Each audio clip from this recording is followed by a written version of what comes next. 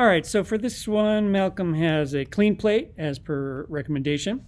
Looks like maybe he was using the flash, a little brighter as he's closer, darker as he goes a little bit farther back. That's okay. I'm wondering if any shadows were cast there. And I wonder, too, if there's enough room there. Luckily, that second outfit is really bright, so you're not going to miss him hiding behind Malcolm number 1. So it appears as if there's no reason to have a clean plate. But what I'll do with the clean plate is to just copy it to the clipboard. So I'm Command A to select all, Command C to copy, and then I'll just Command V into, let's make this our master shot because he's the deepest in there. So we can this might be an opportunity for us to check what evidence does he actually leave in the shot. So the guy on the TV didn't change. Is that? Oh yeah, I like politics. Oh God, that's great. Yeah, so wow, that is a really boring show. If you understand. So that's perfect. That's attention to detail. I love that. That's great. So looking at what he actually causes in the shot, the chair has moved a bit.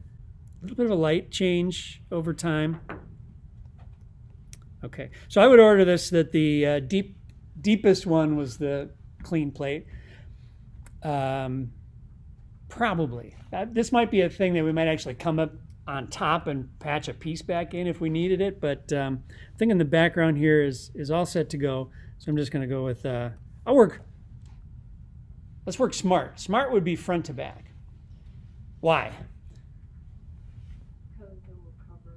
It's going to come, yeah. So for Malcolm number 1, close Malcolm, lost him, there he is. He's going to reduce the amount of work I probably have to do on Malcolm number 2. So I will Command A, Command C, and now I'm done with that one. I can just close it. And I can close that one. I'm done with that one. And I'll paste him in. He's landed in between them because of what I had selected on here, which, as a reminder, if you ever want to paste something downstream in your stack of layers, just select the thing that it's going to be on top of, and it should always paste on top of it. Now is the perfect time for me to save this as a mini Malcolms PSD. Not that many, but enough for this room, right? With the flash, his shadow's landing on the chair. I'm going to ignore that. Let's pretend it's not a flash, and maybe we'll even color correct him down a bit so that he looks more like the kind of daylit guy in the background. So his outline is straightforward, but a little soft, because he's just a little closer to camera. He's pushing focus a bit. So what I think I would do for this one would be to make a real accurate selection of where I think the edge of him is, and then I'll refine that matte after the fact. We might be inclined to make it soft while we're selecting it, but let's just make a rigid, pixel perfect selection and then use the refine tools after the fact so we have it. Nice thing about this shot is he's not moving. So if we make a path for him, we know that it's going to be good for here on in. Call him number 1. And we'll get on in here. I'm going to go with the pen tool for selecting him. I'm going to do so because of his contrast. He's dark against light, light against dark. It's a wide variety. So there's no one keying solution that's going to work. I can probably key that arm hair, though, if we want to get really specific, so that we can retrieve that. That might be fun to get. All the way down to the shorts. Sorry, hairy legs. Perfect for this. We'll really test it. Down in here, I'm not going to be able to pull a key on that because he's against mahogany colored stuff. So seems as good a place as any to start my path. So P for pen tool and clicks. And this is a good time to get good at this one because this is the core tool for Illustrator. And I just missed by a little bit. Come back up. You'll notice that with each one I'm kind of clicking and dragging a little bit unless I want a sharp turn. And at that point I'm doing just a click. So there's not a curve but a rather sharp turn. Here's one where as I pull that extra little yank that I'm giving it is giving me that curve. But you'll notice too, zoom in, that coming out of that one, that curve wants to keep going in that smooth S curve. So to fix that, I have to make sure that this handle, Bezier handle, is not sticking out so far. Two ways to do that. I can either pick it up. I'm holding down my Option or Alt key to grab it so it doesn't think I'm drawing a new point, and then just pick up from there. I will intentionally go outside the hair because I'm going to pull that in a different way. And bottom of the hand doesn't have at least photographable hair on it. So come in here. Notice I'm trying to get, oops, leave no arm piece behind here. This is where we start to realize how complicated all of our body parts are. You may or may not love the pen tool for this. It's not the fastest, but it's going to give us a real tight, accurate selection. So again, I'm changing directions here, so I'll just hit Option and click right on the handle there, which will set that Bezier handle all the way back to 0 on the outgoing side of it, like this, pop. It'll be accurate though. This is also a tool that if you really know it, you can do way fewer clicks than I'm doing. So, and we'll go outside. I'm going to regret that, but I'll come back to it. All right, sorry, I'm right in your face. This is why you should shoot yourself instead of, or somebody who loves you. Shoot someone who loves you. Not in a permanent way, of course. All right, whenever you drop it down, you make a mistake like I just did, you can pick it up by holding down the Command or Control key. So you get back to where you started. I might do that here. Trying to find, it's pretty soft in there, but then you can just click back on the one you were on. All right, so have it selected, don't click anything else, and then you can continue to draw. I wonder if I could have done that up on the other side too. All right, back at it. So notice I did just kind of a big broad picture outside there. Always got to come back and close it, but you can still, being careful to grab just a point, can pick it up and fine tune it. All right, we got a pretty good selection there. That's going to be a mask. It's going to have some excess to it, but I will add that mask. So as you can see down over here, I now have notice black where he's not, white indicating the area that I have selected of him, and it's feels a little cut out. Maybe it's a little sharp. So let's see what we can do about that. I'm going to need to blend that area back, but maybe not here. Maybe in fact I just come in and do some very clever brushwork and get just the right amount of the chair back. Let's work on that mask, which is feeling very cut out. Now in Photoshop, that mask is no longer just dead. We can double click on it and start to work all the smooth and feather stuff that we had previously. So I'll go something like that, which should look about as out of focus as he is in the shot, right? So this area right here is looking perfectly correct. Got a little extra halo up there I'll have to work on. Maybe I'll check some of these other areas and see if they have some integrity. Got to find his head though. There he is. Yeah, pretty complete looking. So I'll say okay to that. Now, where my trouble areas are going to be right in the hair zone there and right here. Let's try first brush tool, painting in black, painting on the mask, making sure I'm back here, get as close as I can without doing anything fancy. So if I'm going to retrieve that hair, I'm going to have to do it in a special way. Here's what I think I'll do. Okay, I'm going to temporarily get rid of it. Okay, so I've painted it out, or he's shaved his legs, one of the two.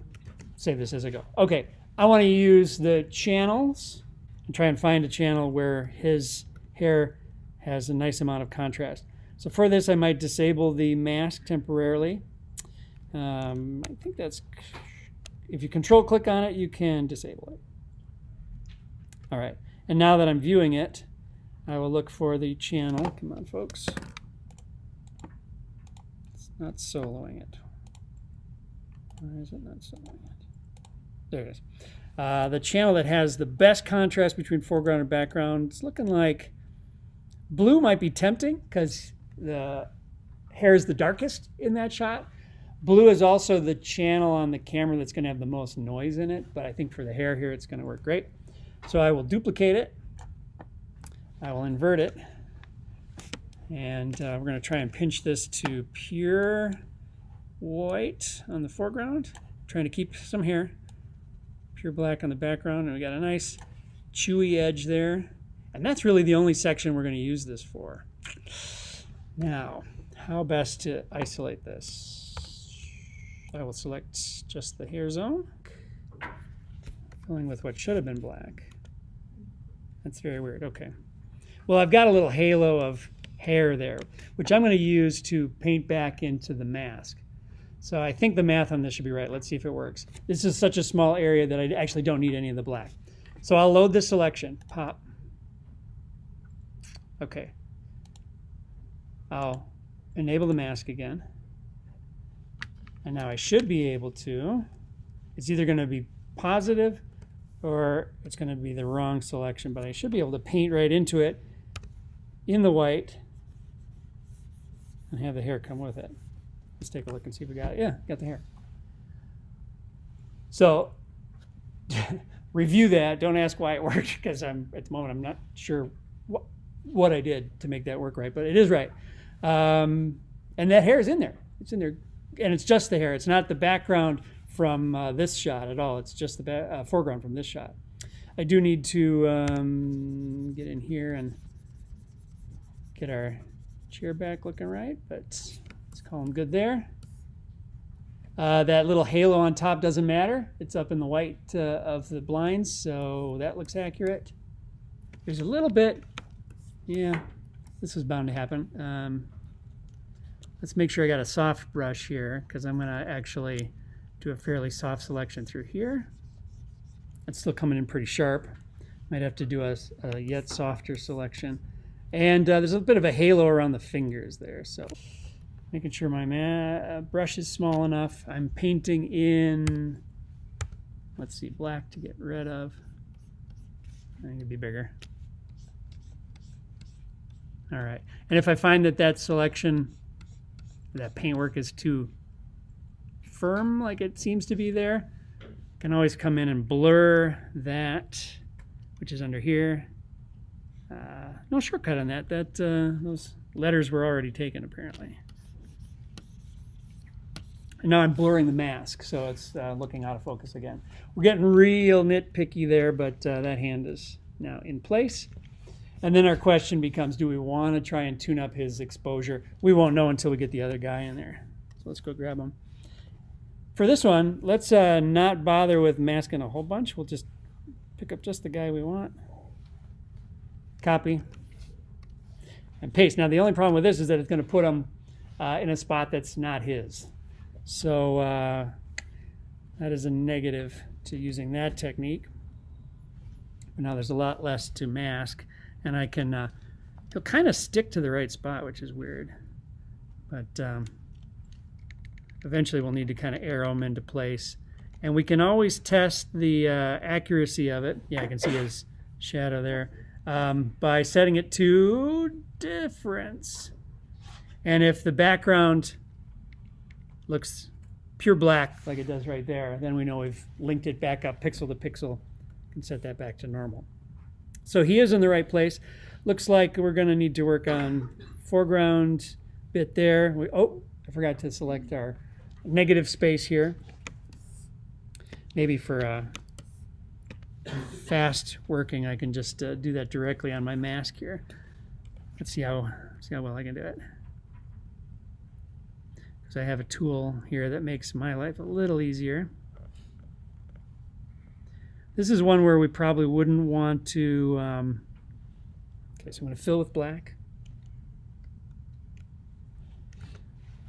Now I don't want to go back to that feathering tool because that's going to feather my existing mask again, I think. So that's where I'll haul out that softening and just kind of soften that edge. Kind of a lot, actually. But, you know, you can see how forgiving it is. We don't know exactly where the shirt was. So if I'm missing a few pixels of shirt, that's okay. Where it's not working great is the arm. The arm needs to be pretty accurate. So I think I'd be going back to the pen tool for that. I see an exposure change here between Malcolm 2's background and the original plate, probably caused by his shadow or maybe some reflected light or something. Let's take this as an opportunity to talk about matching these two, because that's the other key tool. All the selection stuff is the key part, but this exposure thing is where we'll get into the real accuracy bit. So I want to make this gray look the same as the gray behind it. If I had grabbed a bigger section, I could probably get away with it, but let's do this as an adjustment layer. And we'll just do, let's try curves. Curves are levels here. And I'm just going to need to find out where in the picture that gray is. And that's where our little slider guy comes in. And I can use that to kind of boost it up. Okay, it's pretty good. It is putting a point on my curve here where maybe I can see if I can get a little better with the hand control here. Also a soft selection would hide this too. But we might get in pretty close and select him. I think it would be nice to leave the shadow, the flash shadow out. Let's see that before and after. Oh, you know what? It's affecting all layers. That's why it's not giving me the effect I want. Reset. A little reset button is looks like a arrow going back on itself. And I've lost my tool up here. There we go. That's right. I was looking wrong. The other, I had to chase the image around. So remember that one from the colorizing one? Yeah. It's really nice to be able to just pick it up and you're literally pulling the point in the neighboring region there. Let's see if we can do the same thing to Malcolm 1 and make him feel less flashed. I don't know if it'll work.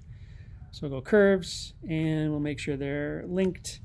And I'm going to go with my tool here and the flashiest part here, and let's just bring it down.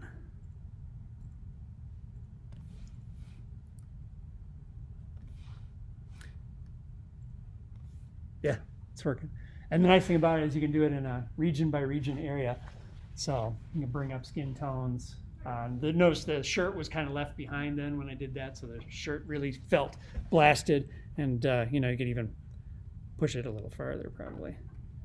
Careful where you're grabbing, and be careful not to go too far. You can see I'm causing some posterizing there. Posterizing is when you pick up a region's color and push it so far that it takes on a different contrast, and you can tell because the neighboring stuff didn't come with it. So it kind of looks like it's a bunch of strangely hand-painted psychedelic patterns in there. Okay, we've got a pretty good start on it here.